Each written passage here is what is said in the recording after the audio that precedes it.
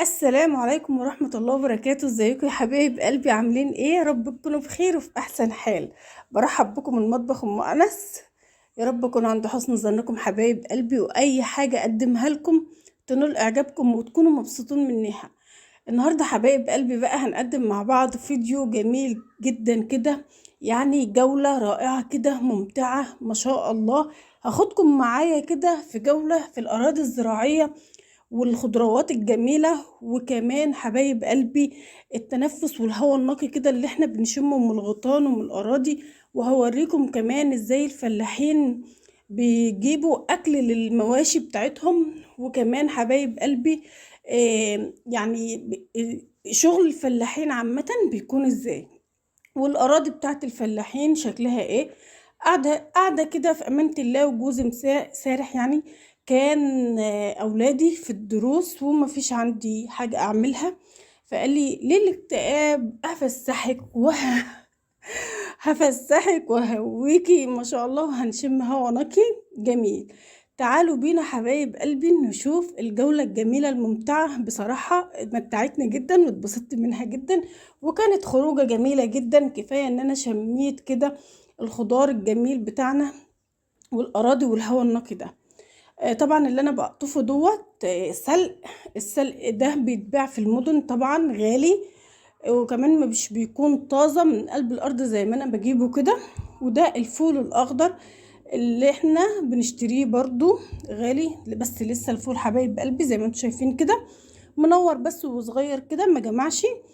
جبت كمية سلق كبيرة جدا تقضيني، يعني فرقت كمان منها على الحبايب والقرايب. المهم حبايب قلبي، بجد جو الفلاحين وجو الخضري اللي احنا شفناه دوت يعني يرفع اصلا من روحك المعنوية كده، ويخليكي فعلا تحسي. بصوا بقى، والله والله مش عشان الفيديو بتاعي، لا ولا ملاهي ولا اي مكان، بجد شوية هوا نقيين كده في وسط الأراضي الزراعية والخضرة والجمال دوت.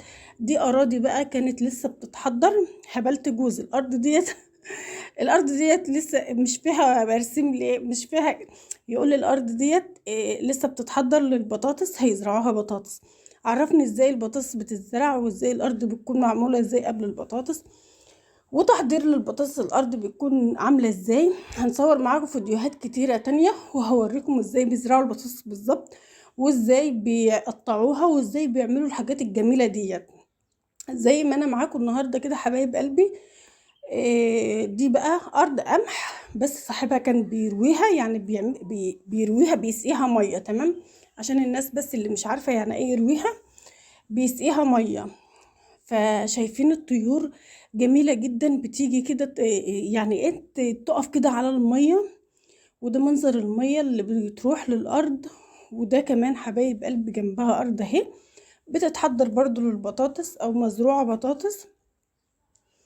زي ما انتم شايفين كده حبايب قلبي، الفيديو بتاعنا حاجات بسيطة جدا بس الصراحة جميلة جدا وعجبني جدا.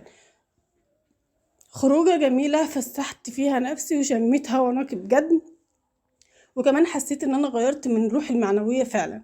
دي بقى المكنة اللي بتنزل مية للأرض، شكلها جميل جدا عجبني وممتع.